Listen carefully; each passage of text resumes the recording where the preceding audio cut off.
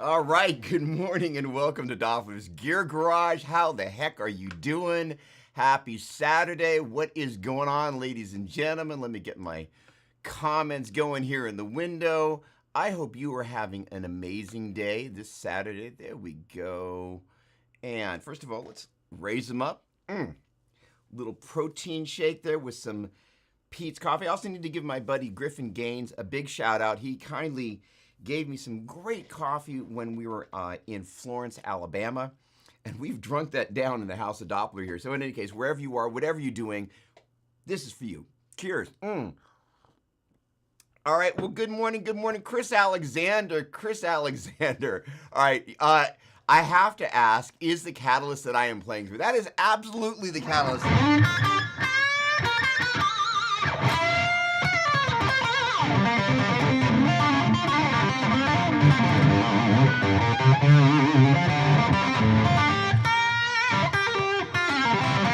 I will say that you're hearing the Universal Audio.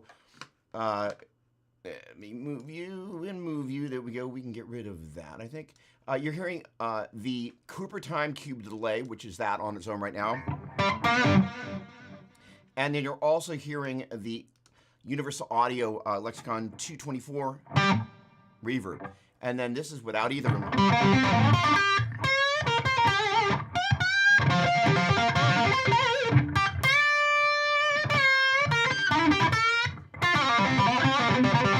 One of the interesting things, you bring up a really interesting point of something that I was thinking about a little bit earlier. First of all, let me just give a shout out to everybody and say hello. Lisa Halbert, I don't necessarily think that is Lisa there, but I think that's somebody, there we go, that's Jim, I knew it. Hello, good morning to you. Sonia, hello, greetings from the other side of the world. You know, I said something last week, I'm going to do the terrible thing, I'm going to run off frame for a second, but I'll be back. See if I can do this without breaking anything. I said I had a new toy last week, and then I never showed off what my new toy was. So I picked up another one of these Boogie halfback cabinets. Hello, there we go. So in any case, Sonia's a big fan of these, as am I. So I think I got that puppy unloaded for $250 US, which makes me a very, very happy camper. So one of the things you'll hear me yapping about, there he is, Griffin Gaines. Good morning to you. And first of all, good morning, Mark. Dolecki, how do I pronounce that? Let me know. Mike Rand, good morning, my dear friend. Griffin, hello. Coffee up, morning to you, hello. Look at that. Corey Doades, how do I pronounce that? Great to meet you as well. A pleasure at JPGU4. Holy cow, I can barely speak this morning. I'm so excited. Tony Lucchese, great to see you. Tony's got a new guitar as well. He's got this beautiful nylon string. The Canadian guys, right? Nylon acoustic electric, lovely guitar. And Paul Richard, good morning, my friend. First of all, what a pleasure and privilege to be here. So much to go over. So let's see if I can contain myself for a moment and go from the top down. I'm crazy busy these days, and it's kind of by design that I get. Godin, there we go. And they are Canadian, as I recall. Thank you very much, Tony. When planning goes well, string it now, I love that. When planning goes well, things go well. And so one of the main things I want to talk about is planning and really having a plan, even if the plan is to not have any plan at all. Now, what exactly do I mean by that? Well, my dear friend Chris Alexander is always great about popping some questions through, and I love that. So one of the great things is he always gives me, hello, as you're watching me type my password into my Mac here. Oh, good, it's off frame. Okay, good, you can't see that. Oh, good. All right, hold on a second. I gotta learn to take that business off there. There we go. All right, so one of the questions Chris kindly sent through was, why did I decide to make Swagger a full-length album? And one of the things that is really good for musicians, regardless of what it is that you're setting out to do, and I'm going to get to your question in but a moment, Sonia. And Mark, good morning, my dear friend. There we go. I will throw that in. It'll probably be 5-point font. But there we go. That's actually legible. Fail to plan and plan to fail. So this is one of the things that's very near and dear to my heart is how much do you script, how much do you plan, and how much do you let just happen, right? So the interesting thing is like every Saturday I get up kind of early. I want to be ready to do whatever is going to happen organically on the show. So I find increasingly I don't know what I'm going to do until I wake up on Saturday morning and I feel like I'm kind of like an outfielder kind of going, what's coming my way?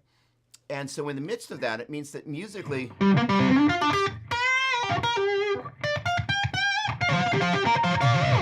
I'm going to find something out that's going to come to me via inspiration and hopefully good inspiration in the midst of the moment of what happens on a Saturday.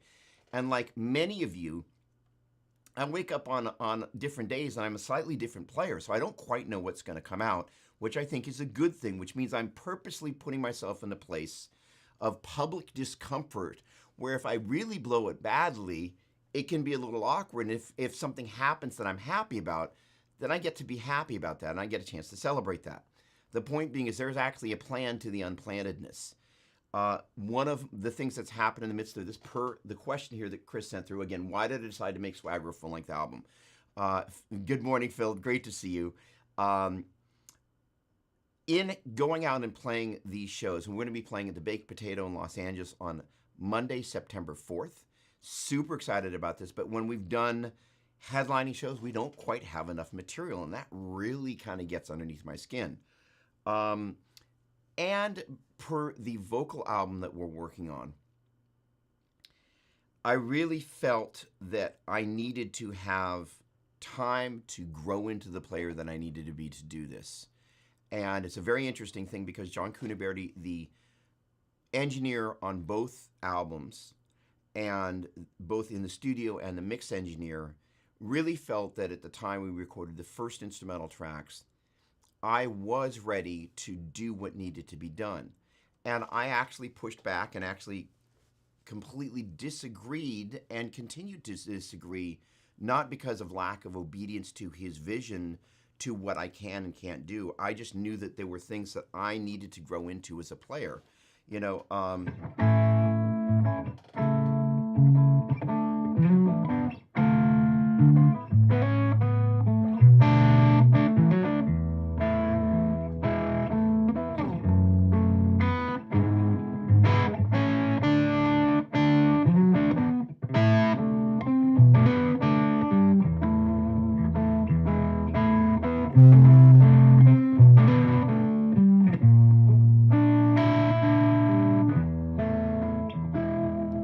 like, the interesting thing about this is when I made the decision to add more songs, we talked about doing Amazing Grace. And, it was something that I really, really wanted to do. And Melissa was like, nah, it's been done. It's been done and it's been done and it's been done. So I kind of came downstairs and I went, all right, come on. There you go.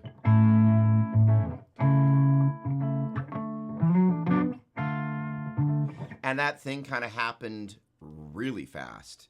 What was is interesting is that I decided to kind of put it up on social media because every player, I don't care who you are, you want to get feedback. You want to know if something that hits the spot with you is going to hit the spot with the people that you want to share it with and have that heart moment. In particular, although it took a little bit longer on Instagram, and I discovered that there are best times of day. As much as I know this, I really discovered if you want something to be immediate, you post it about 6 o'clock Pacific time because it gives you the best optimum window for people on the West Coast and on the East Coast. But I did it about 11, so it kind of took a little bit longer. But in particular, in posting it at 6 p.m. on Instagram, I instantly got the most in-depth, most heartfelt feedback I've ever gotten on anything I've ever recorded. And I was like, okay, this is going to be special to me. And it seems to be speaking to other people. So it was a decision where I felt there was more, again, getting back to the question, why did I decide to make Swagger a full-length album? I felt there was more that needed to be said. I felt I was ready to step into whatever I needed to do to say that. And I felt that there was the need to actually have a full-length record. So as I go out and play around these songs, as a headlining show, I don't have a lack of material. And the short version is that at the show we did at Alva's Showroom a couple weeks back, we knew we had, the headliner, we knew we needed to fill some space. So I found myself on the mic talking way more than I wanted to, but we just needed to fill some of those gaps. And that was really kind of the tipping point for me. So, thanks, Phil. So Braxo, what's going on? If Plan A doesn't work, there's 26 letters in the alphabet. True that. So the idea of going, and this fits into the plan. So my buddy Caleb, the singer that's on the vocal album, and that is going to be an EP. And because of the cost associated with that, that was one of the other questions. Will you be adding songs to the other album? Chances are, probably not. Operative word there being probably. Here's the thing: is we have spent a prolific amount of money, but the plan is actually kind of there. There are a number of pieces to this, and having a plan around what you're going to do and how you're going to do it gives you if you will, a focal point to which you look at everything. So it allows you to go, instead of going, hey, I'm going to do an album, I'm going to put it out, and I don't know what's going to happen, it's going to happen, versus like, this is what I want to have happen. I've got this focal point. I got a bullseye that's right in the center of the target. I know what that bullseye looks like, and I know what the pieces of that looks like. A conversation I had with Caleb in a Guitar Center Emeryville parking lot, where he was like, because Caleb is a professional musician. He won American Idol. He gets paid to do music, and there's no shame in that. I wish I were better at that thing, although I'm not about like, oh, I got to get paid. I'm not that guy. But at the same time, making a living and paying your bills, right now we have more bills than living. I'm trying to work on that. Again, a plan. So the idea was, Caleb was like, you got to have your own thing separate from the band because I'm only going to be available so much, was his point. And when he's available, it's only for a certain minimum because he's managed by Doc McGee, technically by Snake Sabo, But that's part of Doc McGee West Coast. So the point being is for Caleb to walk out onto the stage with a microphone cost X amount of dollars. Nothing wrong with that. It's actually really good for me to be around somebody who's like, this is what it takes for me to actually literally pick up the microphone on stage. Also sets a goal. So with that said, I kind of went, okay, I'm doing an instrumental album. And so boom, as much as ironically I bought Goldie and all these songs poured out, initially started off as an instrumental thing, I heard Caleb's voice and I instantly knew I'm going to do a vocal album. So it kind of happened in this very unplanned, very backwards way, which again, the organic space of how we create and how we gestate things, if you will. That is to say, there's that initial moment of inception, and all of a sudden, it's like planting a seed in the garden. You kind of watch this thing spring to life. You kind of have an idea of what it looks like when it's going to kind of, if you will, bloom, but you don't know, right? There's, if you drive by a cornfield, it all kind of looks like a bunch of corn, but if you get up real close, you're going to notice that each one of those stalks looks a little bit different from the other one. So you can never really fully know exactly what it's going to look like, but you can have a good idea of what you want it to look like. So in the process of this, the planning of this, Caleb was like, okay, you need to not plan on building your kingdom around me. And I was like, really great advice. So the whole Swagger thing was born. To make it financially viable, I was like, I'll do them both as EPs. That seems like a very reasonable way to have two footprints at the same time that will enable me to build. Again, the plan is the instrumental is a stepping stone. The vocal is the larger thing. There is a band called Dirty Honey. They're really good. They got a really good vocalist. Caleb writes amazing material. We have amazing rapport. And, as I look at the landscape around of other bands that are kind of in the space of doing kind of what we're hopefully going to be able to do, Dirty Honey is probably the band that's closest to that space. Maybe there are a couple of others, but in particular, they're getting ready to go out with this band called Guns N' Roses. That quickly got my attention. I was like, I am a little biased, but I prefer Caleb's voice. The guy in Dirty Honey sounds great.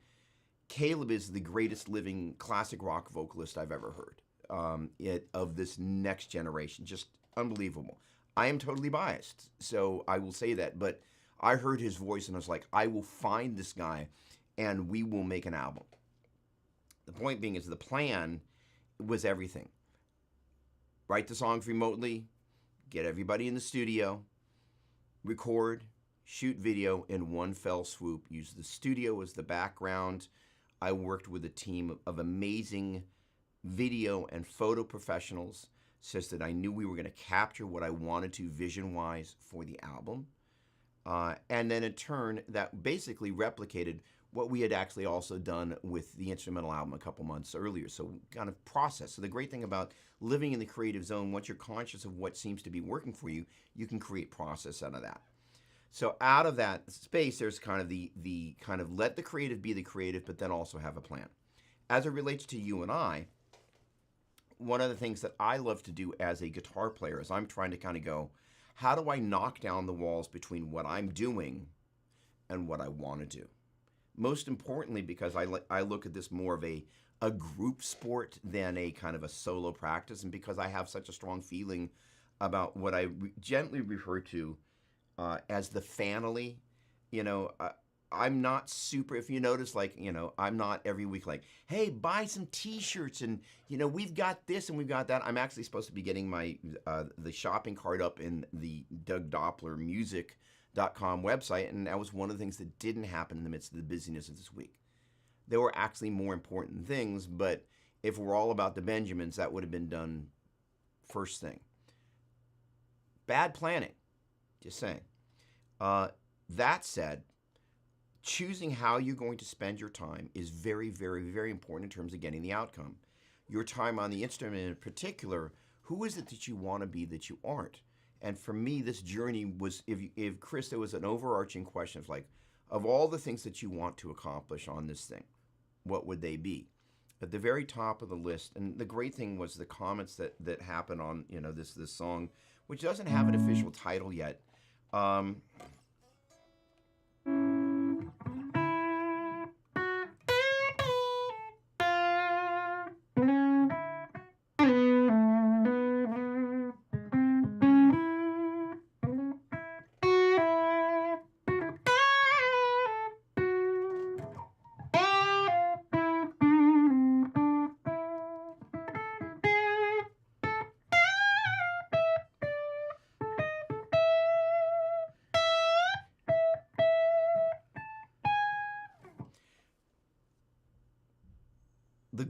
was to have whatever it is that I'm going to do.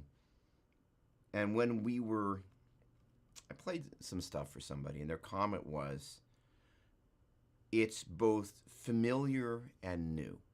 That's a really, really great place of where I want to live. Is I'm writing out of this space where really, ironically, the music that I'm trying to create easily could have been made 30 years ago. But yet not make it sound like I'm so caught in the past that it's irrelevant to today. And so the idea is I wanted to there's something familiar about it. So in addition to people going, I hear a lot of Jeff Beck in there, which is as high a compliment as you could ever want to go for. Then the other pervasive thing was like, wow, you really I can hear the Jeff Beck in there, but I can also hear the you in there. That is the number one goal that I went for. I'm saying that because what is the number one thing you're going for? And how are you going to get there? And so for me, with the John Coonabearty conversation, because all these things are related, how you get to where it is that you're going sometimes is about having a very specific plan, but also leaving a little bit of time on the playground to run around, right? So for me, I had to figure out, well, how am I going to invent this voice that I don't know what the voice is like? Otherwise, I'd be doing it. And, I really gave myself time, and this is one of the most important things I can say. And Chris asked another question. I know it's going back to the password, but I'll have him over here. Here's the question. There we go. The other question was, how do I warm up my hands? And more important than just warming up my hands, I'm trying to warm up / gestate / create the parts of my playing that I wouldn't say they're dormant, but I have yet to step into, and the very interesting thing about,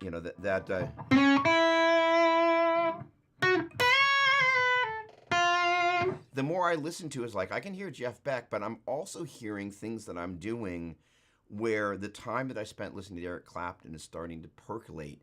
And just in the same way that as I went and saw ZZ Top, I went, oh, this is a huge part of what's in here that I really want to cultivate and percolate. The same thing with Clapton. And really, if I were totally honest, I want to put out an album that the members of the family, if you will. And I'm always awkward about the word fan because it implies this distance and relationship, So family allows me to say that in a way that's like, it's more family than this fan thing, because it's like player fan. It's just not quite my flavor on things, and it's awkward, and I don't like the attitude with which you perceive the world through that lens. But that's just me. So that said, the Clapton-y wow, I can feel it, but yet at the same time, there's a thing. At 58 years old, I am in a very interesting place. I liken myself to a tween, in that there's going to come a point, and I was having this conversation with myself, and like, well, how many years are there, really? And I was like, I started with 10, I'm like, nah, that's a little bit of a limit, 15, maybe 20, right? I'm very clearly at 58, I'm past the halfway point. It's highly unlikely that I will live to be twice my current age. I don't see 116 as much as that, happens with some folks. I really don't see that being super high in probability. So I'm like, well, how much time is there on the clock, and what do I want to get done? And for people a little bit older, regardless of what is, the less time you've got, the more it becomes urgent. So for me, I went, well, I don't have time to mess around. And if I really want to have the impact that I would love to have with the music, because it's as much about the music and this thing that I'm trying to cultivate than it is about me. So if I want to do that, I better get to work. And so I felt that getting back to the Coonabearty conversation, I wasn't ready yet to really go, here's this thing, this is what it is, this is what it looks like, feels like, and sounds like, and here it is in its fully developed nature. I think I'm ready to now try and attempt to do that. And in all honesty, if I were to really be clear about the goal, there's going to be a point where, given my, the fact that some of our favorite guitar players passed away in the past, couple of years, is like, there's going to be a certain group of people that are a little bit older that are going to either help carry the flame and do their best to pass the torch, or there's going to be the next generation that I have the privilege of working with, that I will have missed an opportunity to kind of be a torchbearer for a minute with a specific intention of knowing that torch gets passed on.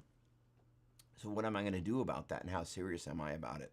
And I'm really serious about it, but it really kind of the idea is like, how do I take the things that I learned and fell in love with about Jeff Beck and Eric Clapton and Billy Gibbons, and how do I bring them into the music in a way that doesn't sound like, I'm going to say this because I think this is a lot of people are going to realize, I try and speak the truth without being offensive in so doing. There are a crap ton of people hanging out intoxicated with the Stevie Ray Vaughan flavor, which is a phenomenal flavor. And for a range of reasons that I think I'm just starting to understand now, I kind of have purposely shied away from trying to bring that bit of it in there, simply because there's so many people doing it so well. But at the same time, as I listen to Instagram, there is a fixation on that particular thing, in my opinion, at the expense of some of the other voices coming through. And, I realize that, if you look at what's happening in clubs and venues, the idea of tribute, which is a very special thing, but I don't hear as much, oh, here's Clapton, here's Billy Gibbons, here's Jeff Beck. Here are these things that we want to elevate into the consciousness, lest they become the past versus part of our present consciousness. I don't know how else to say it, but that to me is a feeling that I think I'm really kind of just beginning to fully understand. So in any case, I noticed the comments. Oh, wait, the comments are back. David Ritchie, good morning. Stephen, thanks again for your lovely comment. Great to see you. Griffin, hello. Clapton stole that from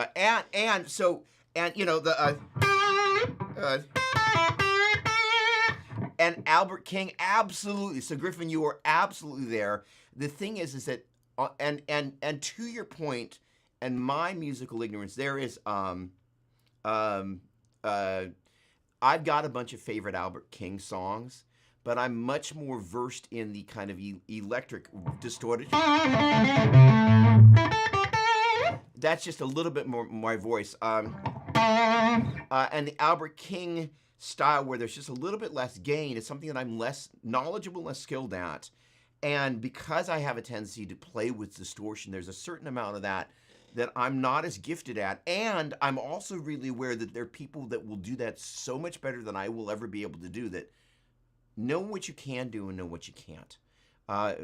Mike Rand, you're speaking my language, my friend. I love you, my friend. Clark Burdett, how you doing? Salutation from Tennessee. Hello, Tennessee. How I love the South and how the South loves guitar. There has never been a place that I've been that loved guitar so visibly and so emotively as the South. Callie Fortune, what's going on? Hello. Awesome. Doing some BB as well. And again, there are some people that can do that so well that I also want to go, if I'm going to attempt to do some of this stuff, I want to do the stuff that is natively in my wheelhouse, but also doesn't make it look like I'm a blues rock player that's trying to steal the best of everybody. Because that is also, I'm kind of like, what are my strengths? What do I do? I am desperately.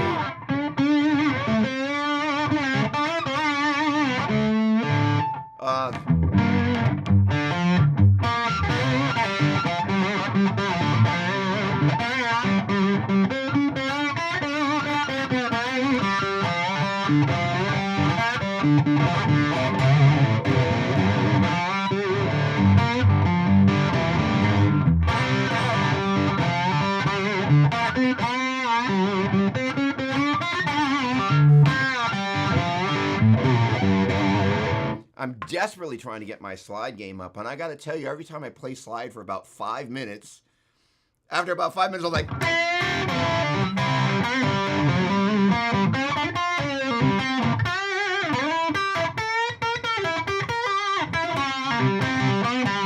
I go back to the fingers because I'm so frustrated that I can't yet evoke at the level that I desperately want to evoke, but every day I'm working on it. So getting back to the kind of the syllabus, if you will, is like, if you work on it every day, it gets better. So gosh darn it, yeah, so literally. So with the headstock tuner, one of the things I'm doing is like, all right, as I listen back to my playing, note to self, listening back and watching back to your playing allows you to kind of go, okay, this is what I'm hitting, this is what I'm not hitting.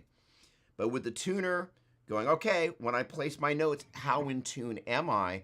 How attuned is my ear such that when I'm not applying vibrato, how does it sound? There is this little bit of business that I have endeavored to get into.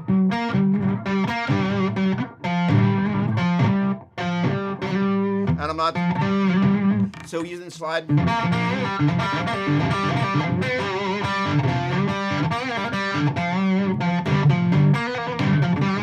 Where you're using a slide and the other finger's playing behind the slide, as they say, right? And literally what you're just kind of doing is lifting the slide up and down. So that's my latest kind of like, okay, let's make it as hard as we can and figure out how we're going to do something that's incredibly difficult, but fall in love with it so much, which I have, that I can't not do it. So the interesting thing is I'm a third finger slide player. Most of the people who play behind the slide have a tendency to do it with the fourth finger and a thinner slide than kind of my favorite shorter but fat. And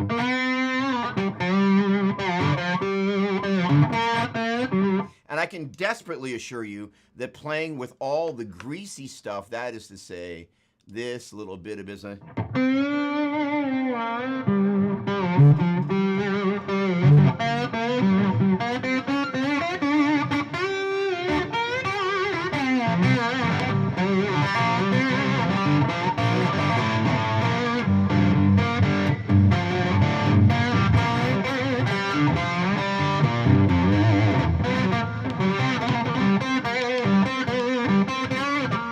So I'm not quite there,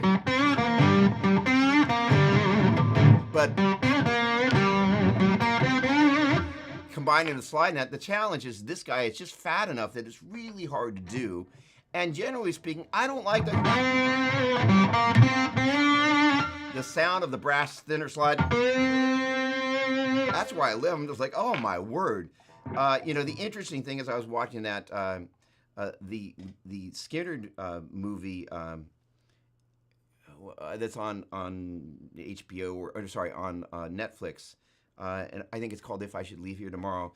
And Gary Rossington is a middle finger slide.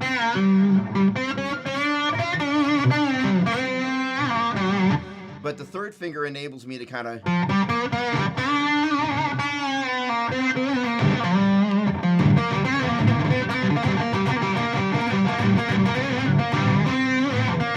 I'm not there yet. It's going to take some time. But I'm like, okay, I got to own this thing. But me and the pinky, it's just not going to happen. So I got to figure that out. The point being is it's painful. It hurts. But that's where the real growth happens. So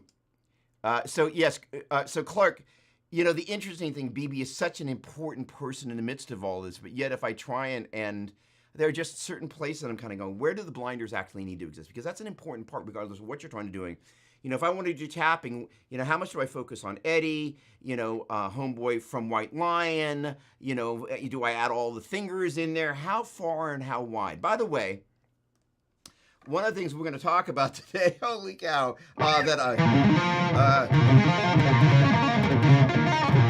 is some minor pentatonic tapping. We're going to get to it in a minute, but I just want to let you know, I want to kind of speak to it, because it again is around this concept of practicing that stuff that's hard. Most of us would have a tendency, if the hand, kind of what I call the comfort keys, A minor pentatonic, even though technically it's not a key.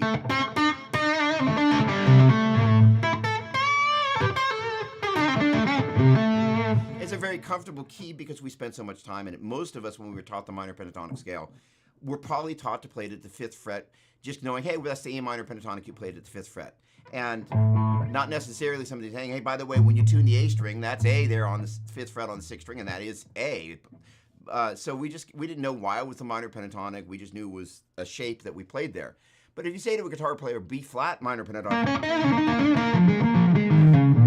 they're not inclined usually to be able to go B, D flat, E flat, F, A flat, B flat, right? And so the idea of getting comfortable with those note names so you can be in a key that you're not as comfortable with is a big deal.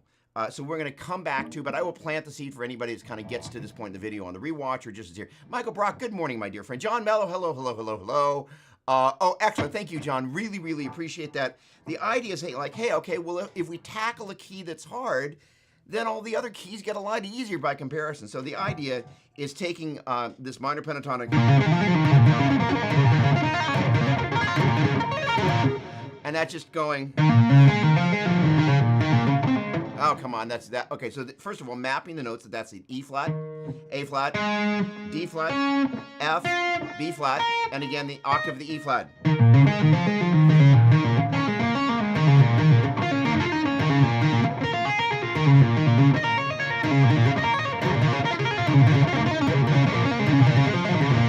And it's not just the act of doing it, it's the idea is like, I actually know what those flipping notes are. And the point being is that I was fortunate that, you know, I'm just going to say it, my parents were generally kind of like, what you want to do, put your mind to it, do the work, and go to it. So I was fortunate enough that kind of I had an upbringing. My parents were like, if you want to do it, you can do it. Not everybody's like that. So kind of, you know, we all have our fear zone, but for me, the fear of the unknown is just as terrifying, I think, for most people. But I also have this slightly fearless things like, well, if I can't do it, if I practice it long enough, I'm going to be able to do that. And I think that has a lot to do with the fact that my parents spoke that into me since I was, you know, literally an infant. My parents weren't perfect, but at the same time, they did a lot to help me feel confident about my approach. There are people that don't have that same type of confidence. So I just want to encourage you to just kind of go, you know, I'm waiting for Mark to jump in. Fear of fear itself. You know, we all have that. And the best thing to do is just to break through that wall. So like for me, I'm just like, holy cow, B flat minor pentatonic, that's a flippin' terrifying key. But if I can understand it and see it from the inside out, it's not terrifying anymore. So just to kind of, I'm just basically tapping. Basically, if you thought about that as an upper, lower, middle, and then upper, lower, middle, and then upper, middle, lower.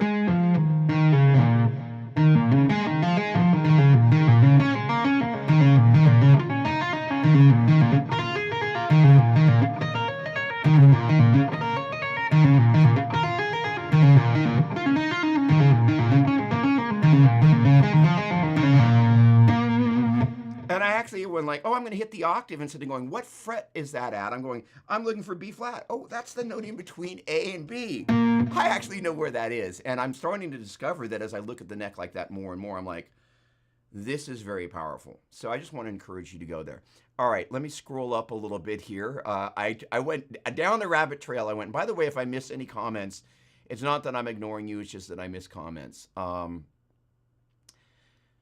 The BB thing, Clark, I need to kind of, you know, it's an interesting thing because he's such an important player, and you know, I will say this, is that, you know, a bunch of the melody stuff that I'm working on,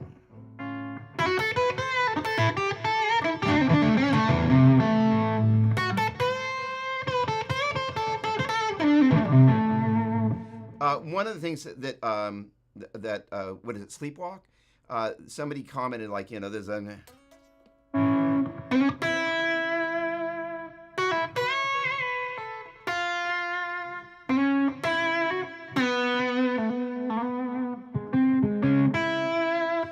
that's in there. And the great thing about this stuff is you can listen to it. The interesting, I went back and listened to Sleepwalk and I went, I can hear a little of Jeff Beck in there. So you can kind of go back and go, oh, okay, I get it. You know, and it's always exciting to go back and listen to something that one of our influences, you can kind of go, this is one of the things that informed them when, I've got to do that, right? You know, so in any case, I love that. Born Under a Bad Sign, oh man, you know, and that's why...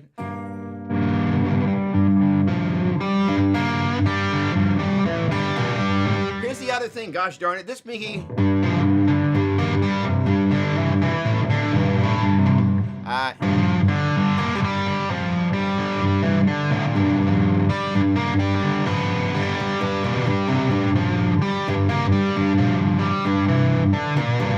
I don't quite have it down yet, but I'm like, I will get it to the point where...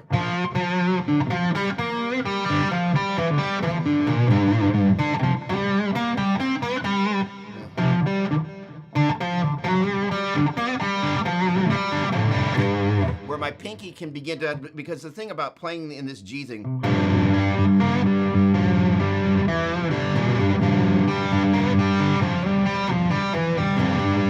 that's one of the places where there's hopefully going to be a song that's going to come out of this, and I'm kind of discovering that to do it kind of and get that B flat there, I'm going to have to kind of figure out how I'm going to get the pinky going.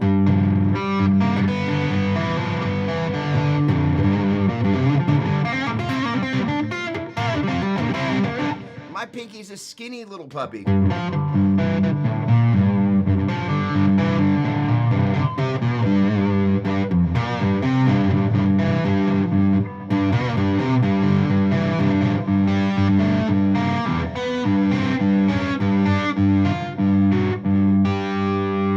I know there's things going to happen.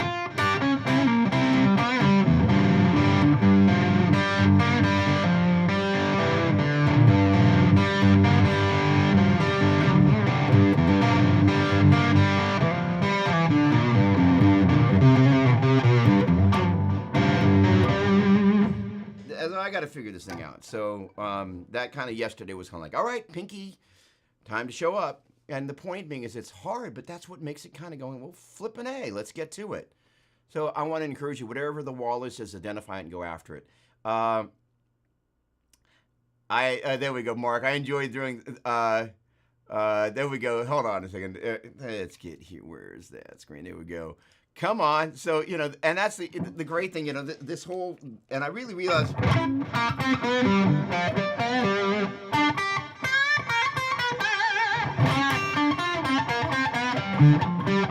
Even when I'm not quite.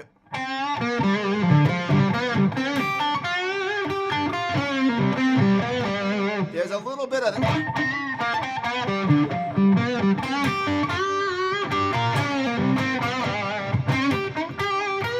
Because I'm trying to get, again, what I call the guitar harmonica, this kind of this thing.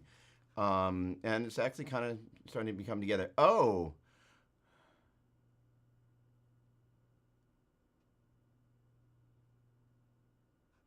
Oh, we're going to talk about gear. All right, that's like 1 point.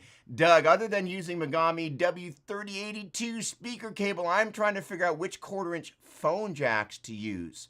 I see the ones Megami come from a company called G&H Plugs. What should I use? Okay, first of all, I need to make speaker cables for my amp switcher.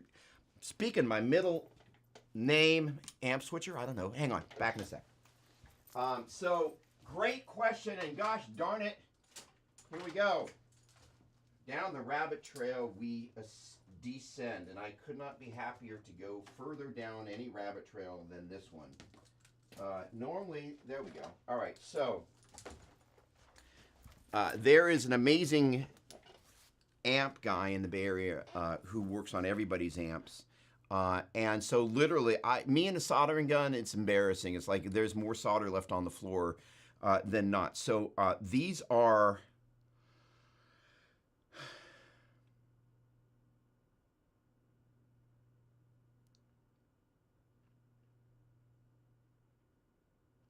I think these are the Switchcraft big plugs. I think. And I will need to do a little research, so please forgive me. So exactly like what you're doing, back there underneath that speaker cabinet there is my amp switcher. So I basically, because me and a soldering gun is really not really great, and I'm like, you know what, they have professionals that can do this in their sleep. I bought a bunch of what I believe this is going to be high quality monster cable that came on a reel. Sometimes their jacks do give out over time, but they have a lifetime warranty. There is that.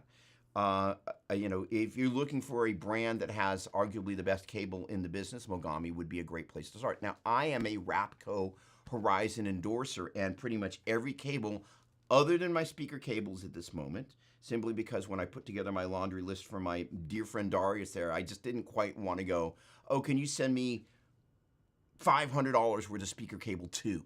Which he would do, but I try not to be that kind of like, oh, I now have a relationship because that was one of my first endorsers going back to the 90s. I don't really like being that guy that's like, oh, let me just make it seem like I'm just like milking you like a cow and get everything I can. Just that's not a good guy to be. So these guys I had made up at kind of considerable expense, but I have maybe 10 of these cables made up for each one of these guys. I travel with them. So this one is an extender just in case I need a little bit extra length to get someplace. And so that was kind of what it was. But I'm pretty sure these are the Switchcraft big plugs, because you want to have a little extra space on there, and that is that. But I will. So here's the thing: is I'm getting ready, very seriously, so as part of my plan, to start doing these rig videos, and so kind of all this stuff behind me. And something very special that's showing up from my friends at Fractal Audio on Wednesday is a little FM3.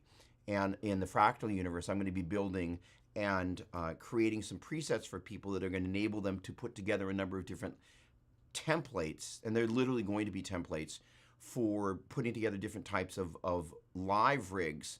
Something going front of house, something going to your amp, 4-cable method, not 4-cable method. So you can actually monitor where you want to monitor. Let's just say you're going to go into the power amp of an existing amplifier, use that power amp section and a traditional guitar enclosure so it feels and behaves like that.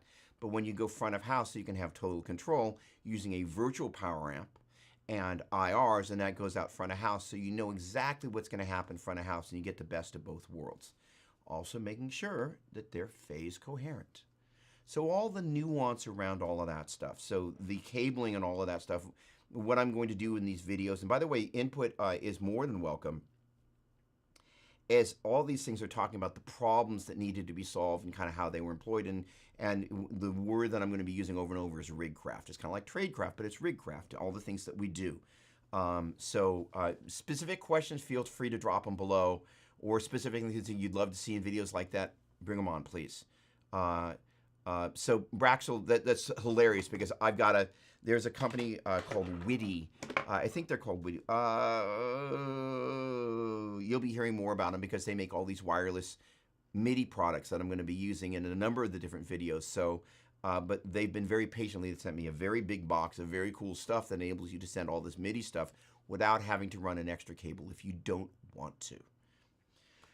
So kind of wiring all this stuff up is one of my favorite things to do, and it's one of the things that wow!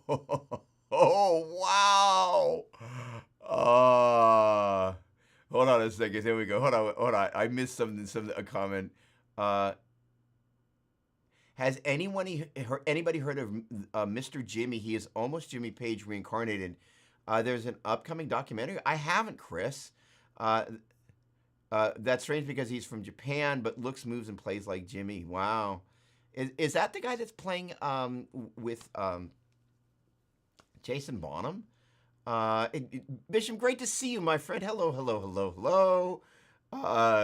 Almost because Jimmy Page isn't dead. I will also say, because, we all have a tendency to fall in love with our rock stars. Jimmy Page looks great. I mean, really, you kind of look at him and just like, wow.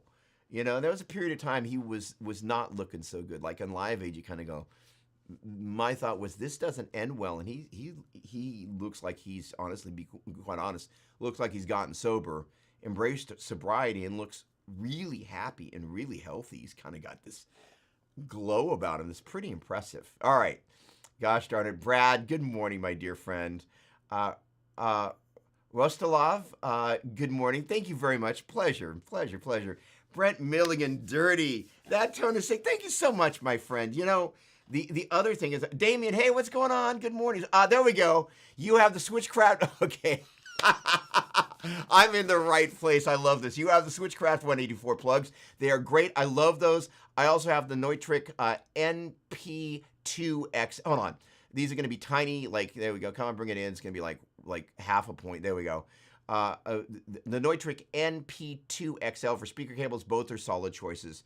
Okay, awesome, excellent. Okay, so Brett, the funny thing that I'm also trying to prepare for, and the interesting thing is like I'm turning the delay and the reverb off.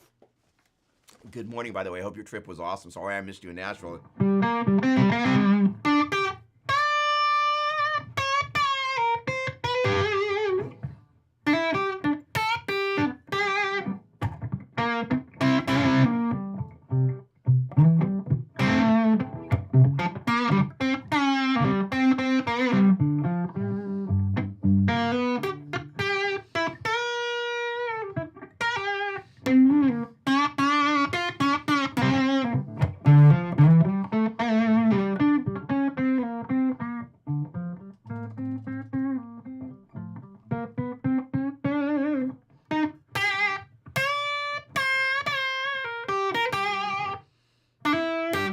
happens when you get invited to sit in with somebody and whatever amp you plug into, and this actually is a nice sound even on its own, has nothing on it.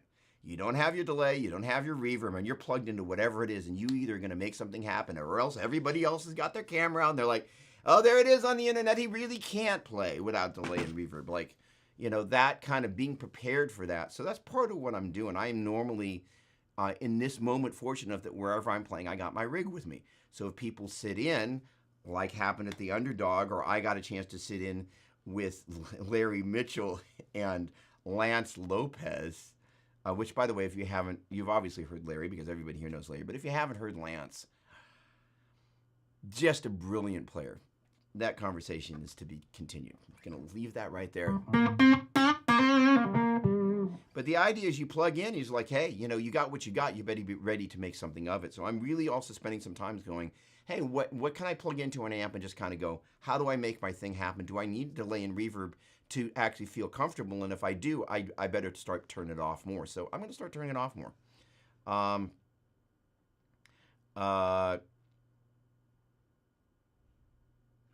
Great question. Chris Alexander. I was going to ask this during, and I'm not going to bother, well, it'll be like half a point. There we go. I was going to ask this during my lesson later, but it may help others. If I had an FM3 or FM9, would my Tech 21 Deuce Deluxes work well with the fractals? They would work great.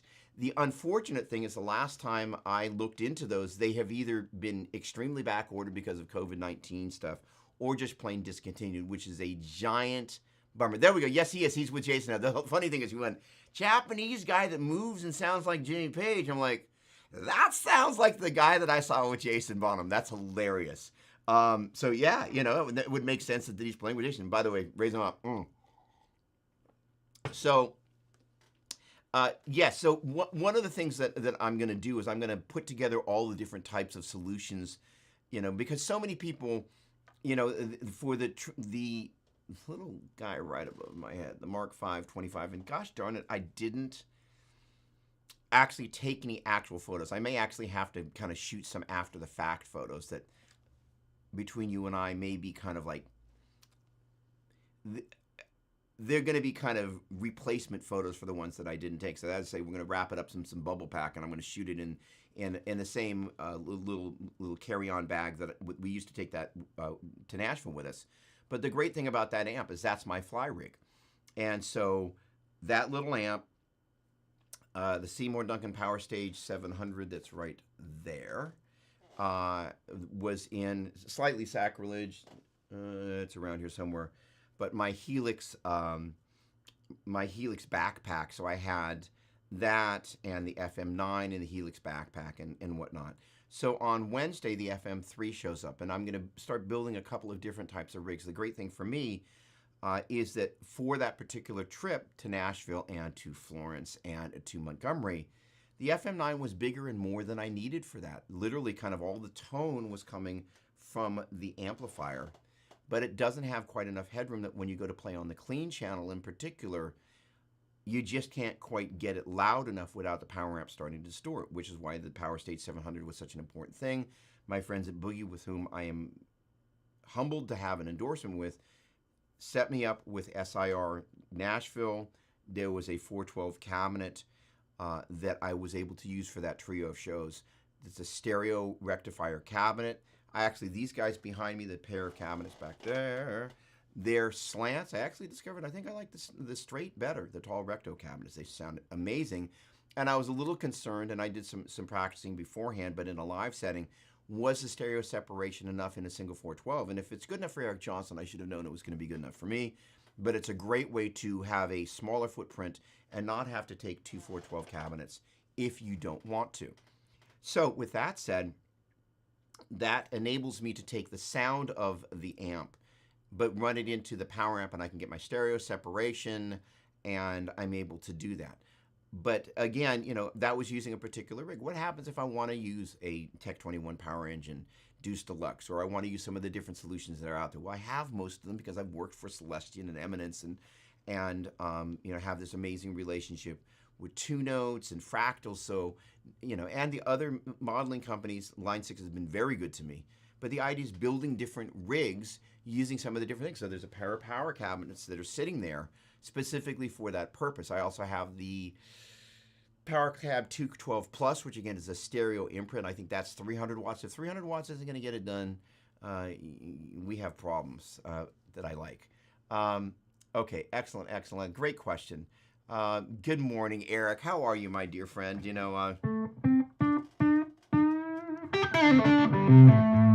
by the way, one of the rigs that I'm gonna, again, on these rigs that I'm gonna be putting together, I've got all the components of the Dime rig and then a couple of extra ones. So that is to say, I went on a rabbit trail, and I've got kind of, I think it's the Bobby Blaze design on a Dean. I've got I think I've got 6 412 cabinets with varying amounts of Jaguar speakers. I've got, I think, 3 different of the Randall heads. I've got one of the preamps and a power amp. And then I've also got kind of the MXR little 10-band EQ and the Furman EQ. And then that kind of the guitar silencer that, they haven't made it forever, but it, because Dime used it, you gotta have it. And then also, there's a TC delay that you saw in the rack sometimes, so I went and picked one of those up. And in one of the interviews that I was listening to Dime, he was saying, look, I don't actually have delay in my rig, or at least, kind of once they got to big venues. And he was like, but the sound guy will add some. So the idea is we're going to kind of walk our way through different rigs and kind of talk about what was being done. So Eric, you being a fellow Dime fan, every time I think of you, I think of Dime, which is a good thing. All right, so let's see. Gosh darn it, any rig questions? Holy cow. Let's see. All right. Let's see. Do we have any more from Chris here? Just take a look. Okay, first of all, I've got an interview that I did with Justin Crew, Kirk Hammett's tech for 20 plus years.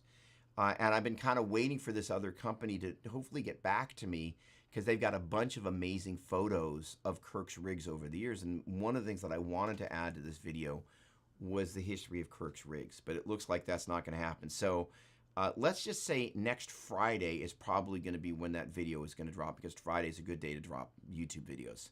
I'm bummed because it looks like at least this time around we're not going to get a chance to do the history of Kirk's rigs, but maybe that's a second video if this one does well. Romero, good morning, my dear friend. Great to kind of be bumping into each other on the interwebs. Romero has, as I mentioned, has a new album out, Times Square. I hope that is going great. And Romero, do me a favor, drop where people can score that in the chat there. Okay, in Rick Beato, okay, this, again, if I bring this in, it's going to be tiny, tiny, tiny, because there you go. But to quote Chris Alexander, in Rick Beato's Hammett interview, Kirk talks about how great fractals are. He also mentioned that the dime bag was his favorite. Kirk must have looked over my stage rig. You're a funny guy. So the funny thing is, where is it? There it is.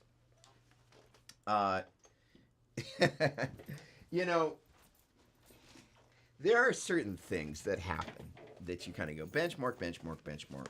I've known Kirk, we on and off. He knows my name. I know his name. We don't call each other on birthdays, and we're not actively in touch. But I met Kirk when he was playing in Exodus in 1983. In any case, this is my dime wah, which the Dunlop folks, I was like, I've got pretty much every Dunlop wah known to man. And I was like, hey, which one should I be using and why? And my buddy Brian Keogh was like, well, you want to use the dime because it's got kind of just so many cool features, but we can do a custom mod on this where it's kind of got this kind of automatic spring thing. It's no, not going to happen today. There's a particular model, Dunlop wall, that I've got one, and mine's chrome, as I recall, this spring-loaded. Oh, man. That, what's great about it is kind of like the Vi wah, where, you're on it, and then when you're off it, you don't have to go, is it on, is it off? Because it's with certain tones, it's really hard sometimes, once the band is cranking, to know. Mark Turvey caught the Pantera show in Houston on Thursday, and I must say, Father Zach did a fabulous job playing tribute to Zach. I've got to figure out how I'm going to go see that show. Zach, as Mark and some of us also observed at the John Petrucci Guitar Universe, he's just a savage kind of player. He is not messing around. Dude, these are great wah-wahs, right? And what's really cool about this guy is that with this mod that the Dunlop guys did for me, you know, there's no messing around. You know it's on, you know it's off, and it's done. So I would have to agree with Kirk. And it's ironic that, you know, Kirk with his signature wah, he's like, I really like the dime one. But again, Kirk's got the rack wah, so you can kind of dial that into whatever. Okay. So I talked about the tapping thing with the minor pentatonic. So let's talk a little bit about how we schedule our plan. And Chris Alexander had a question that I didn't get a chance to totally read through, but I will speak to this.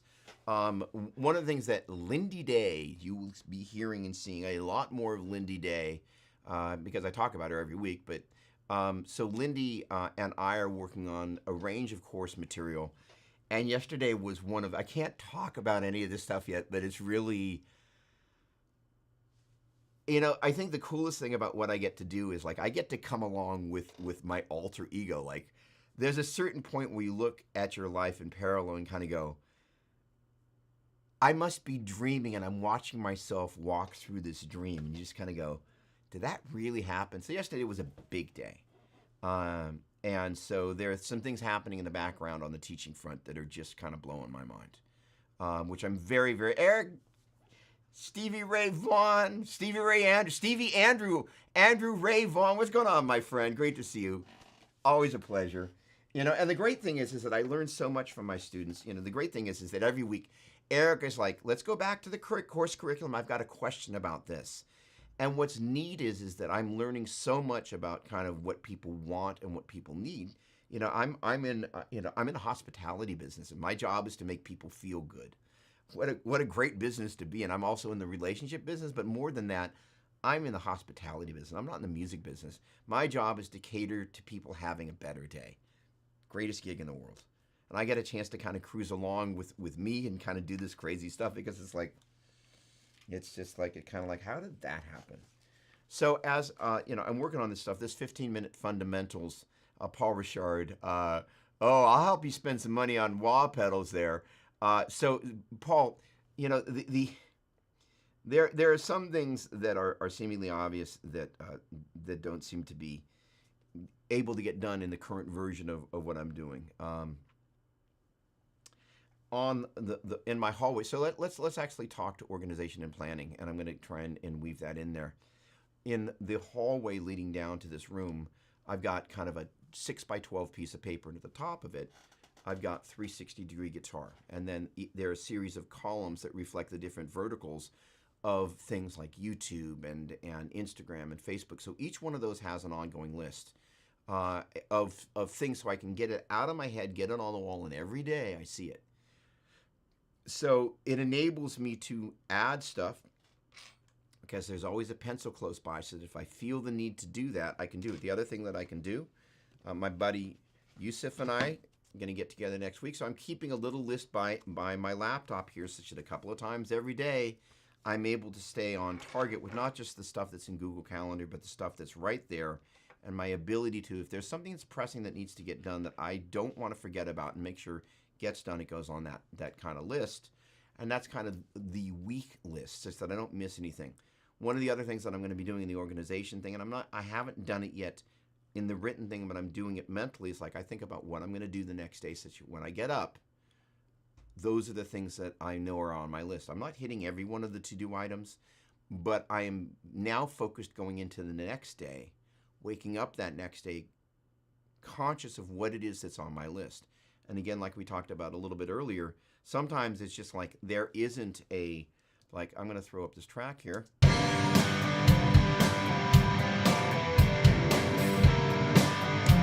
The idea is there's a track a song that I'm trying to write, you know.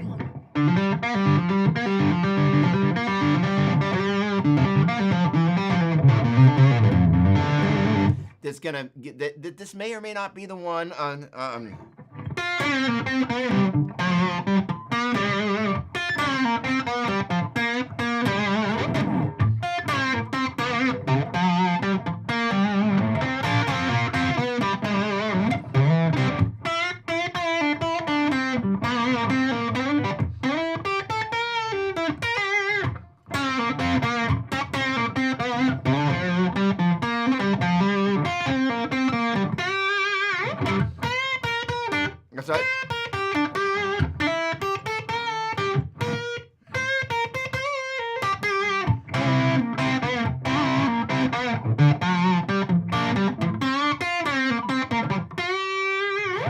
like that. But I'm looking for one that's really kind of got kind of a raunchy vibe, but it's just fast enough that you're like, oh man, that is again enough in the ZZ space, but kind of.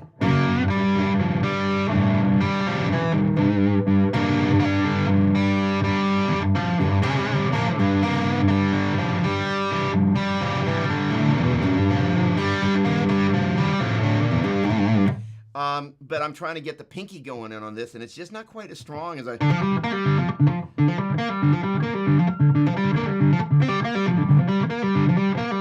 But there's going to be some little dealy like that, and that's kind of when I was in Australia, and this is kind of one of the things about keeping these little mental notes on a family vacation a year plus ago.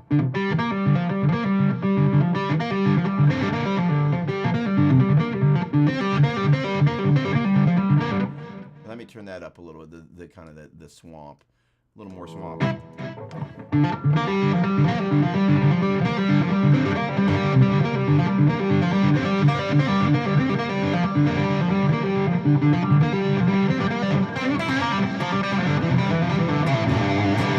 There's going to be something like that. So it's entirely possible that song I'll be able to kind of figure out what to do with it.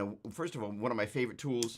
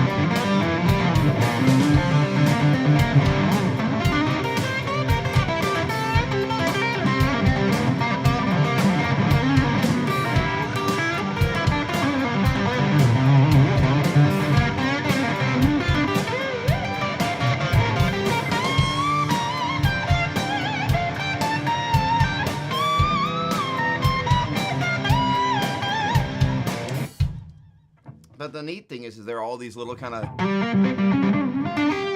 things that I'm kind of like getting fluent in, and I've practiced, and I've.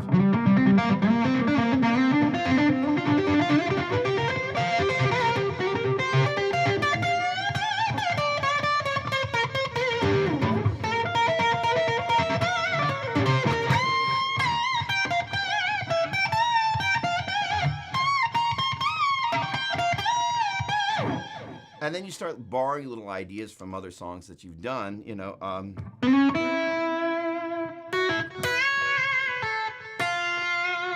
Donna.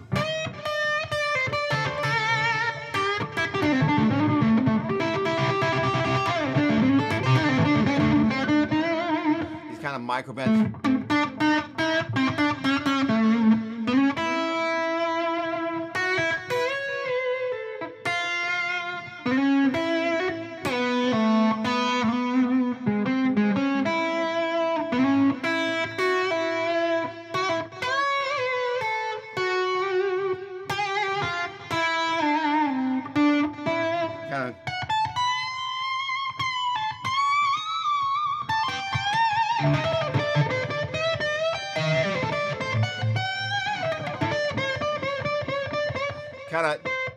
I'm not getting all the natural three.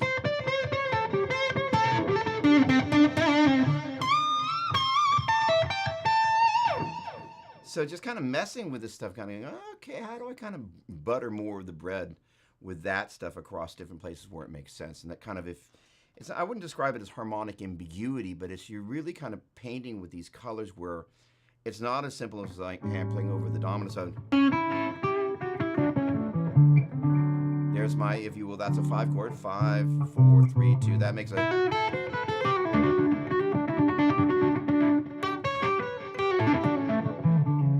That is, say, if I play one chord, that's really not a one chord, that's a 5 chord. I should say an A7, a D7, and an E7 that some people would refer to most commonly as a 1, 4, 5, but it's really a moving dominant chord progression. But if I played it literally.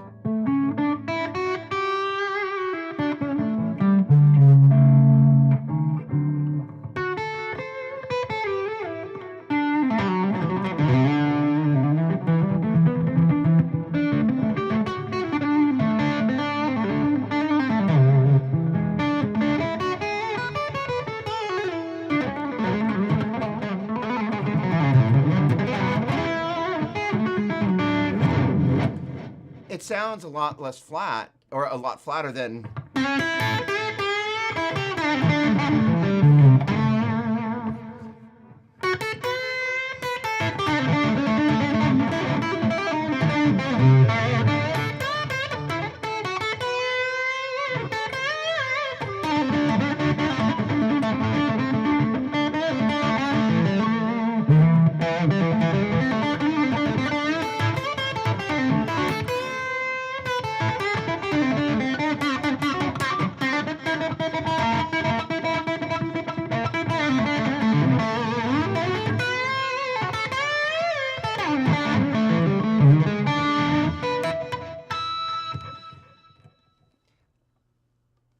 Those little kind of textures, it's the essence of the guys that we grew up listening to. Jimmy Page, the Eric Clapton, but really Jimmy Page, that kind of, who was listening, kind of gonna.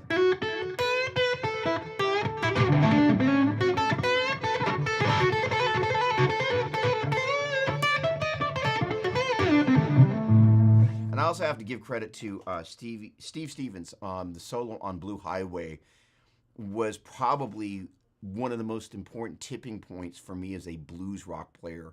The outro solo is brilliant. Just the way he kind of does his take on kind of a slightly more heavy metal Jimmy Page. It just was a pivotal moment. So Steve needs to get a nod. Just brilliant. Jimmy Arsenault, great to see you, dude. A little more swamp. Okay, hang on a second. I got to go from the top. Okay, so sorry. Let me finish answering the questions here, and I've done a pretty good job of staying on target. The other thing, just as an aside, is notice when you start to wander, because we all do this in our creative. This is a really important thing. One of the people that I may be creating some course content with works with another guitar player. And, and one of the conversations I had, I said, well, the thing about the way guitar players who live in an emotive space have a tendency to work is that it has to feel a certain way until they're ready to move on. It's a very, very dangerous metric to always having to check that box. It means that sometimes you linger too long, or you don't move on to the thing that needed to get done urgently at the expense of filling that checkbox. It's a balance, but be aware of that. That's one of the things I've really had to watch in myself, kind of going, because my day typically has been, I come down here, I play whatever I play until it feels good enough that I move on. I'm like, that's a really dysfunctional thing on a couple levels. Matt King, hello, my dear friend. Andy Ferris, what's going on? Don't forget Albert King. No, Albert King absolutely cannot, and, kind of the...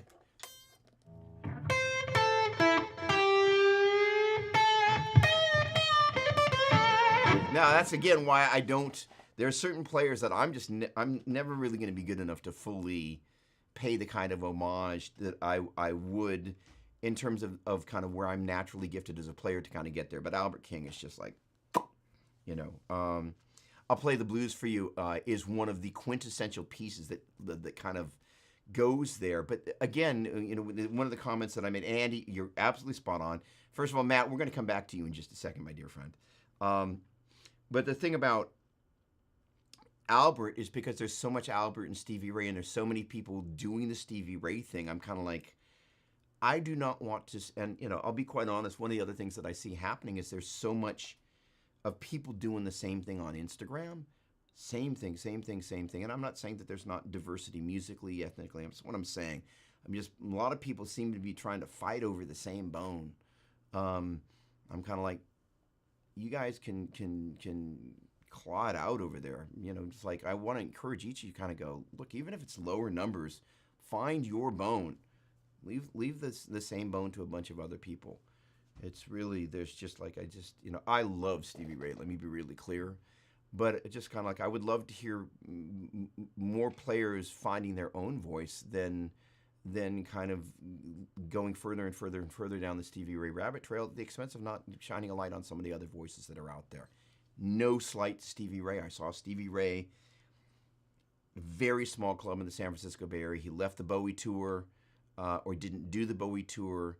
I heard on this thing, you might have heard it called the radio, Stevie Ray playing the Stone. I hightailed it out and bought tickets. Edge of the stage was right there, and Stevie Ray was right there. And just like I watched it happen in front of me. And I met Stevie after the show. It was awesome. He was gorgeous. Love it. Like, there's a vibratone up there. There's a vibroverb upstairs. Let me be very clear that if I went with my instinct, now if I went with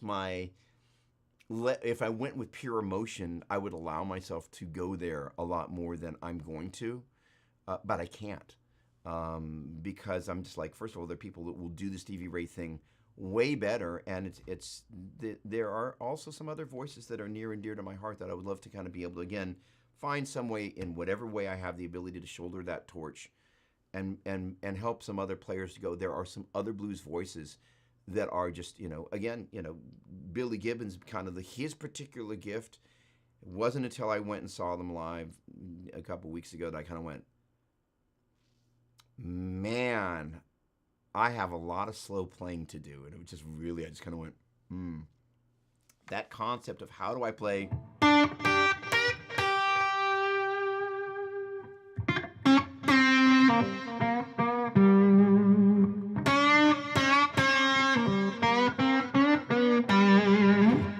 kind of like, okay, note to self is like, as much as we love fast playing and tapping and arpeggios and inversions, E, B, G sharp, stuff, there's a certain amount, it's like when you pull that arrow back and you just let that slow note just go,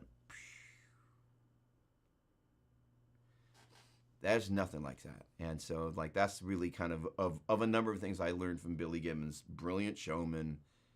He's got his vibe just all night long. It's just like, wow. Just such control and command of his moment. I'm just like, wow. Staggering. All right. In any case, so yeah. Okay. All right, Andy. First of all, and Matt, I got a few words for you, my friend. But then we're also talking about Lando. So the funny thing is what I've got to figure out how I'm going to do this, and the problem is like, it's really stupid what I'm about to say, but it's true. Every time I start to go, here are some people to listen to, and I put out a couple videos, it seems like there's very little response. I think Facebook seems to ignore it. By the way, Jimmy Arsenault,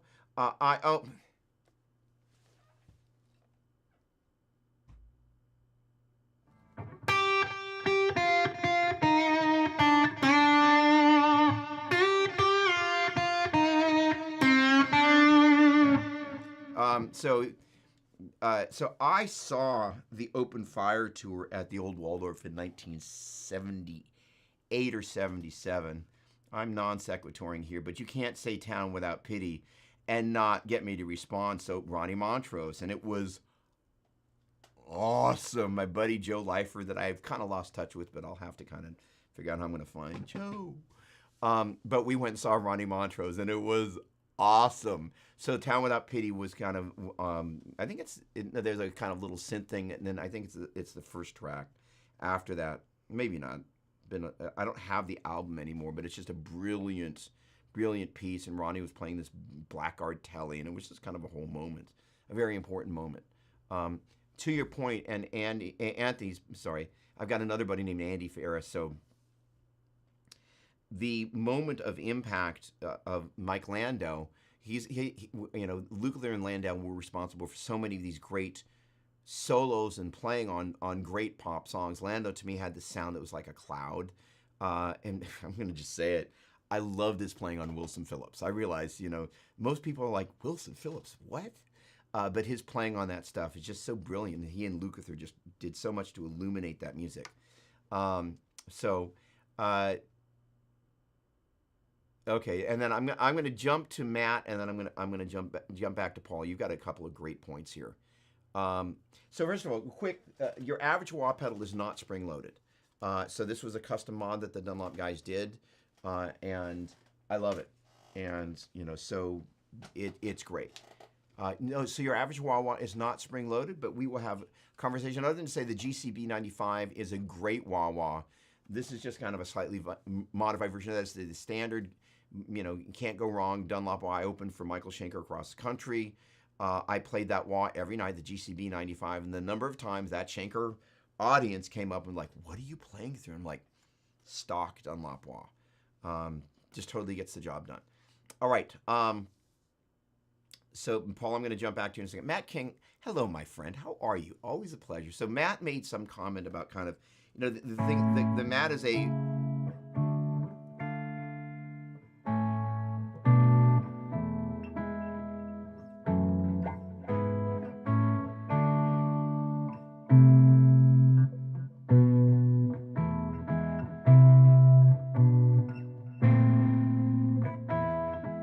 commented on the chord changes on this because at heart I am a huge geek when it comes to the theory stuff, because for me the thing about the guitar is I want to understand all the elements and all the essence of what makes the secret sauce not so secret, and more importantly I want to be able to share that with other musicians. And I will say that your understanding of the note names and understanding of kind of how the note names are describing the pitches that are making the magic happen, when you understand the ear training side of it and the mental side of it, and then can map that out on the fingerboard, the more those three things can happen as you're building those skills collectively, I believe the more it unlocks the instrument. Who doesn't want to unlock the instrument more? By the way, Jimmy, I don't have your email address, and I know your account got hacked, so welcome back, first of all. It's been great to see you. And this time I'm not going to go on ad nauseum about all the great stage experience that I got thanks to your talent buying me into so many great opportunities. But I might hint at it.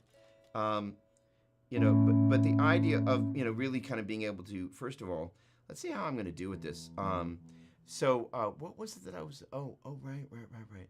So I've been doing, so for those of you that endeavor, first of all, let me just start you someplace good to work on this week. Just E, F sharp, G sharp, A, B, C sharp, D sharp, E, D sharp, C sharp, B, A, G sharp, F sharp, E, A, B, C sharp, D, E, F sharp, G sharp, A, G sharp, F sharp, E, D, C sharp, B, A, D, E, F sharp, G, A, B, C sharp, D, D, C sharp, B, A, G, F sharp, E, D, G, A, B, C, D, E, F sharp, G, G, F sharp, E, D, C, B, A, G, B, C sharp, D sharp, E, F sharp, G sharp, A sharp, B, B, A sharp, G sharp, F sharp, E, D sharp, C sharp, B, E, F sharp, G sharp, A, B, C sharp, D sharp, E, E, D sharp, C sharp, B, A, G sharp, F sharp, E. And that's basically taking the major scale, 2 whole steps and a half step, 3 whole steps and a half step, up and down each string. So you're doing it for the key of E, A, D, G, B, and E together, and the open string, that's the 1. At the 2nd fret is the 2, 4th fret is the 3, 5th fret is the 4, 7th fret is the 5, 9th fret is the 6, and the 11th fret is the 7, and then the 12th fret is the octave. Which I have a tendency to think of as 1, because most of the time I'm going to think of this as 1, 2, 3, 4, 5, 6, 7, 1, 2. And for me, it makes more sense to go 1, 2, 3, 4, 5, 6, 7, 1, 2 than 1, 2, 3, 4, 5, 6, 7, 8, 2. All right, in any case, the idea of being able to use that to begin to map your triads. So I hit a D instead of, I hit a D instead of a C sharp. Let's see how well I do.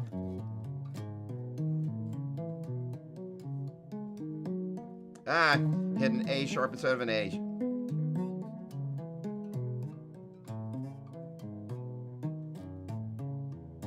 I'm going to work on getting that in more time, but basically that's E, G sharp, B, F sharp, A, C sharp, G sharp, B, D sharp, A, C sharp, E, B, D sharp, F sharp, C sharp, E, G sharp, D sharp, D sharp, F. I went to play the G, I'm like, wait a second, my finger's going to G and I want to be playing an F sharp. Brain, D, F sharp, A, and E, G sharp, B. So the idea of being able to think about that stuff in real time, it's a game changer, because it means that you're now able to react to the instrument in a very different way, because you understand when I'm playing over that B chord, that's going to be my B, D sharp, and F sharp. That B, D sharp, and F sharp. Yeah, I might have played an F, but I knew I needed to get it in F sharp. So again, because that's the 5.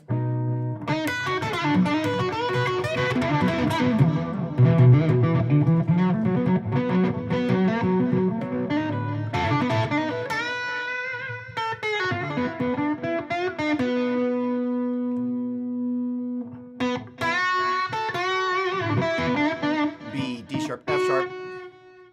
And I'm going to bend this A to the B.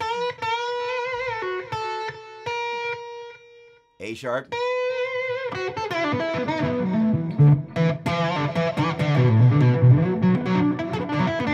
there are times I'm playing shapes when I need to think about D sharp and F sharp, B, C sharp bending to a D, and A to a B. The heck is the 4? That's an E. Bending to an F sharp. What's happened is I'm kind of starting to have a much deeper awareness of what's actually happening underneath the surface, so I can go, okay, this is some language I can use to describe what's happening at the shape level. How would I play that modally? So, okay, hang on, let me just make sure. Tom, what's going on? Spring Loaded is very addictive, dude. It is just so much fun. Absolutely, it is. You get this interaction from the pedal. Andy, how would you play that modally? So effectively, one of the things that Lindy and I are working on in the midst of all this course material is how we approach the way we share what we're thinking, both here, here, and here. And pretty much, I'm always thinking modally with a couple of tweaks.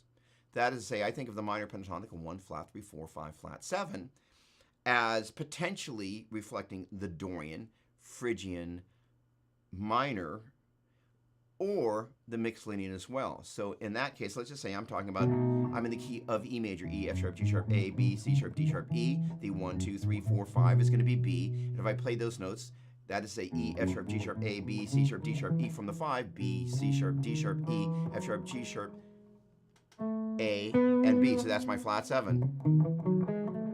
So if I took a chord and built off the 1, 3, 5, and 7th notes of that key, I'd have that B dominant 7. So that's going to be a B, D sharp, F sharp, and A. So as I go to outline playing over that chord, so let's say I'm approaching it from a blues point, right?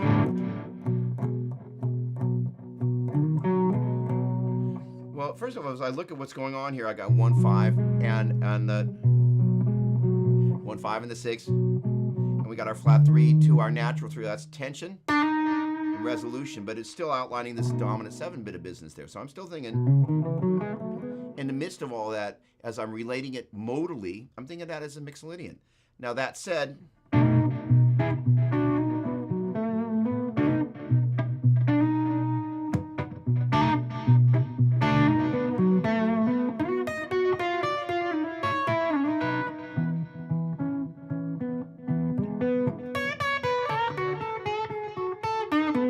so there, my 5 chord is at E. If E is my 5, D is my 4, C sharp is my 3, B is my 2.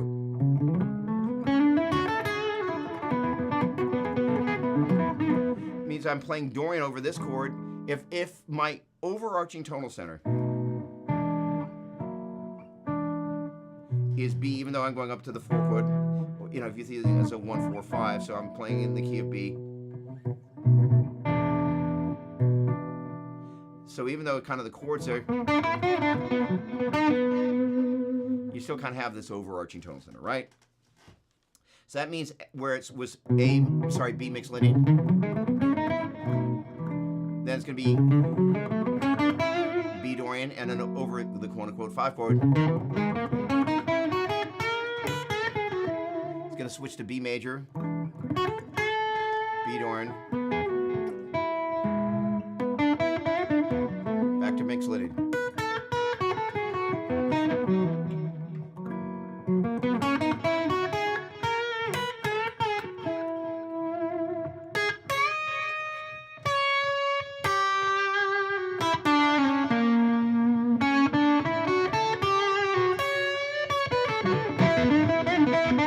What's great is you can start to inflect all this other weird stuff. But or.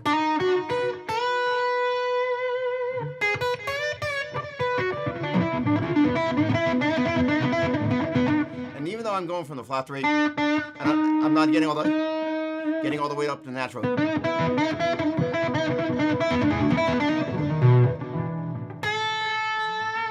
So interestingly enough, kind of going.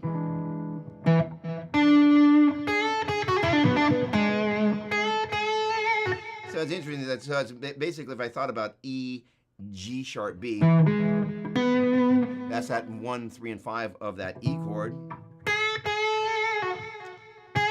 Here I'm going from the interestingly enough, that is that I'm just making sure I got this right. That's that I'm going to the A there.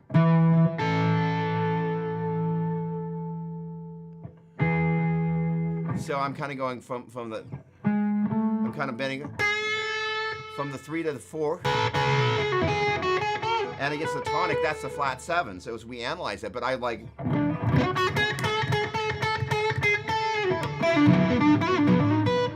Not really a lot of great reasons in the traditional sense why that note is so appealing again.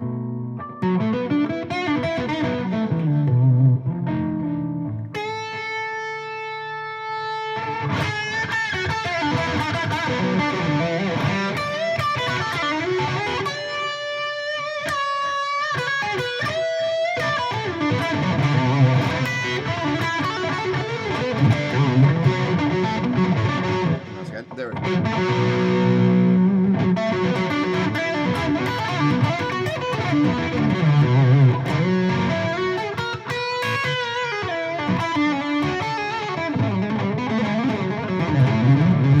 And again, straight up modes, right?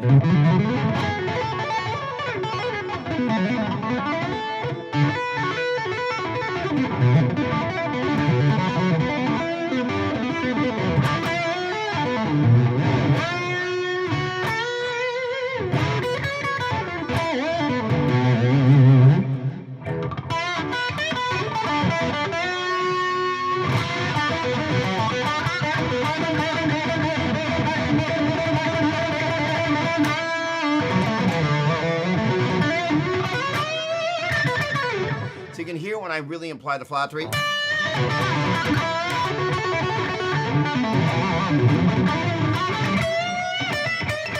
then the natural pitch.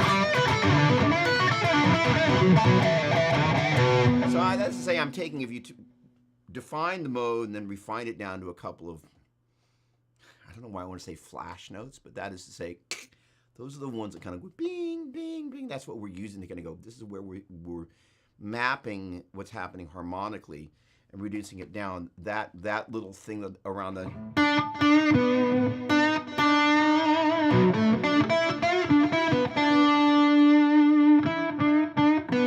Just letting that flat 3 just hang there, which is the flat 7 of the 4 chord. And then kind of...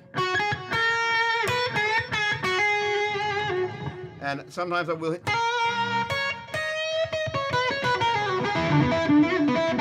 I will define... You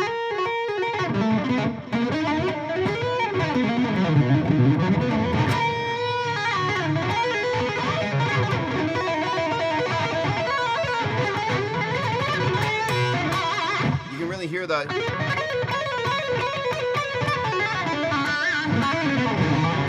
It's also one of the things you can obviously hear a crap ton of eddy there.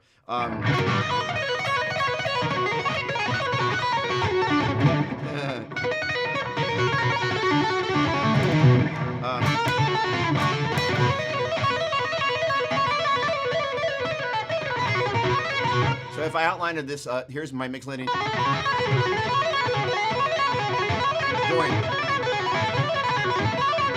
Back to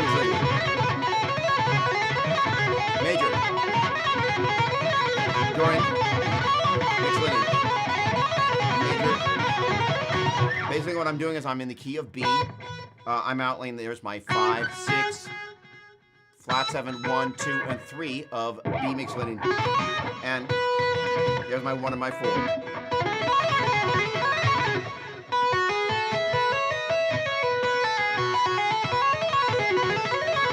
And then that, it being the natural 3 for Dorian, that's going to get dropped to a flat 3, and that's going to go from D sharp to D. Back to mixolydian. And for B major, now what we're going to do is that flat 7, that A becomes an A sharp.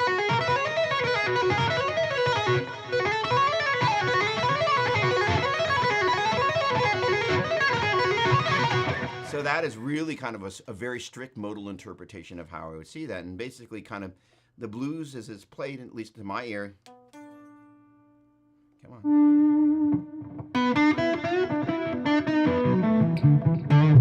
Is outlining that.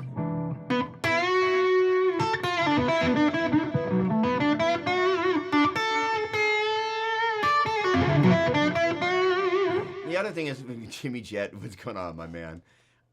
You know, if you listen to the way Jimmy Page played, he was a studio guy.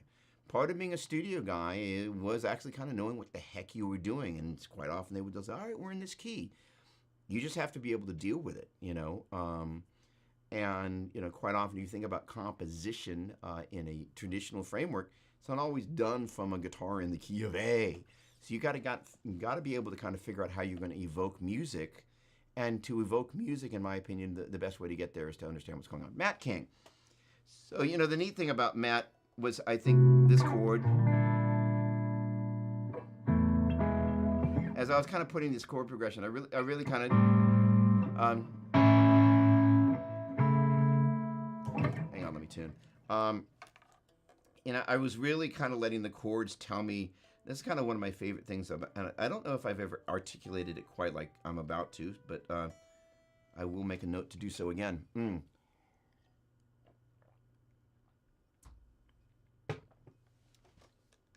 But I try and...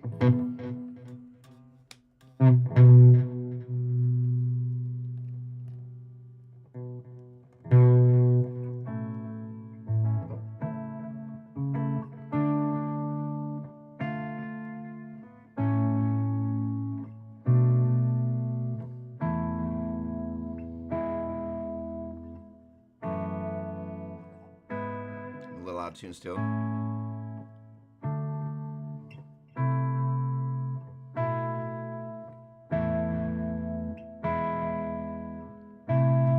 Just right here. That's the money chord right there, right?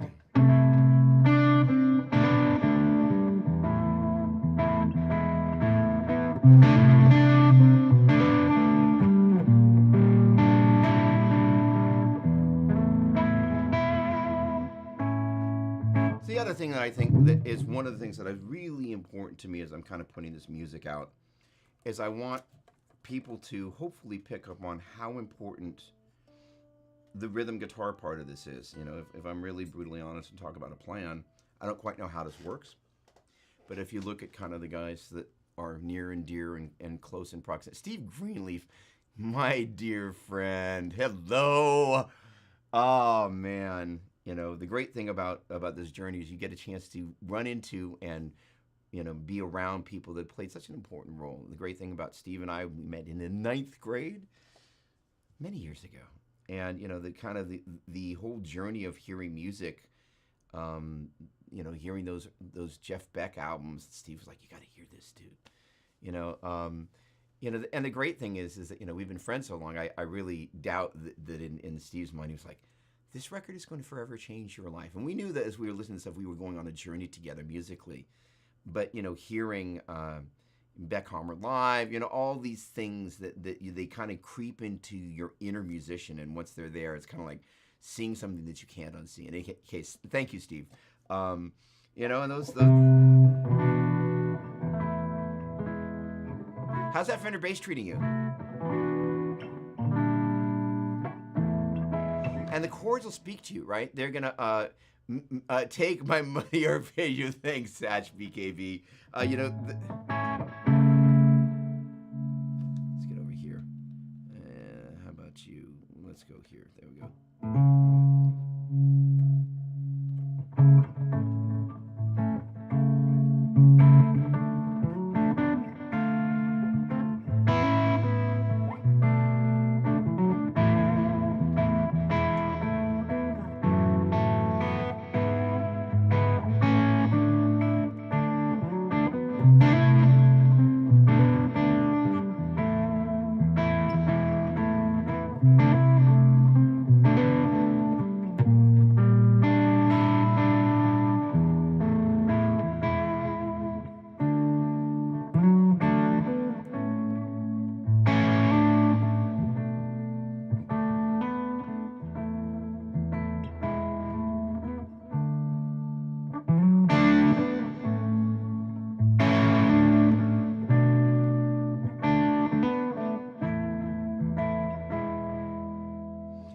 And then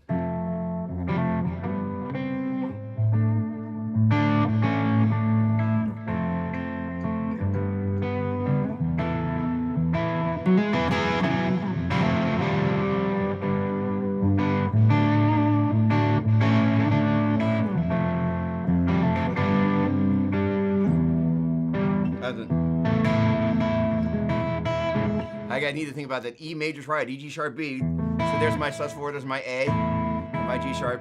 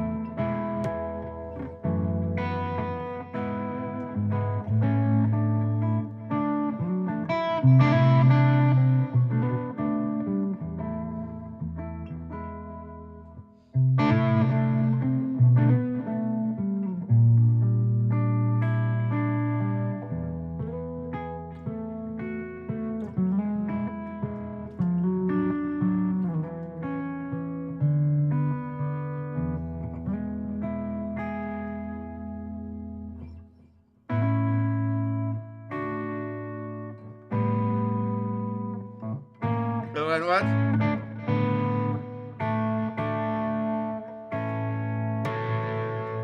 If you listen to the chords, they're going to tell you where to go. It's just like, oh, go there, right?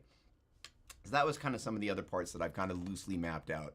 The short scale, I'm pretty much over long scale as much as long as is just uncomfortable for my aging hands. So the funny thing is, thanks, Jimmy. Love the PJ combo. Awesome, awesome, awesome. Great, great, great. So the funny thing is, I wasn't quite sure how much I was going to love the Gibson scale compared to, the Fender scale of the Ibanez that I played for so long. But be it that my hands, there's my alarm. I've got a lesson that starts in 5 minutes, so I'm going to go in just a second. But I will say, one of the things that I've really loved about the Gibson scale was, first of all, I actually love the sound just as much as I love a quote-unquote Fender scale. And I actually, I find that and it was a concern for me because my pads are like, really, you can just kind of see that bulbous growth there are wide enough that I was concerned I was going to have some intonation stuff around pushing string sharp or so on and so forth to get the chords to play, but that has not been the case. So, the shorter scale, I'm telling you, I'm kind of like, man, I'm just loving it. In any case, speaking of loving it, thank you so much. What an amazing way to start my weekend. Holy cow. So thank you for hanging out. Steve, again, thank you for the gift of music you gave me. Jimmy Arsenault, thank you for those amazing shows that you enabled me to learn so much on stage. Chris Alexander, thank you. You were such a constant burst of giving me food for thought, and just all of you, just really, just thank you. And I want to, in closing, say, Matt, thank you so much, my dear friend. Um, that particular little piece of music started off as a kind of like, okay, we're not going to do Amazing Grace. Let's see what happens. And the Ben Tom, what's going on? Great to see you. The kind of like, okay, let me throw it up on Instagram. And that morning, I ran out of space on my hard drive. Like, it was all this drama was happening, and I was like, no, I've got to do this. I've got to get this little piece out. And it was kind of like, there were just a bunch of things that kind of were just kind of, usually when there's that many barriers, you're like, okay, this is either a sign that I shouldn't be doing this, or like, I'm going to need to just kind of like muscle through. And the amazing response that people had, the most important thing that really touched me was the fact that people responded to the essence of kind of what it is that I'm trying so hard to do, which is distill some emotion in a way that when you hear the music, you're not hearing the technical part, although the technical part is part of it. You're not hearing the like, oh, I'm in the key of A major and these other modulations. That's part of it. But the other thing is,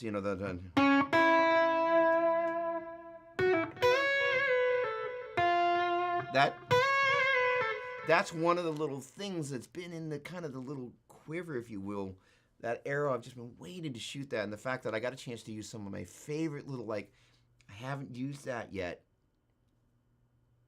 and have people respond, not just like, oh, you're an amazing player, blah, blah. That's not the goal. The goal was like, that really hit me in some place. I'm like, thank you. It's the reward of just kind of like, it's this conversation to there.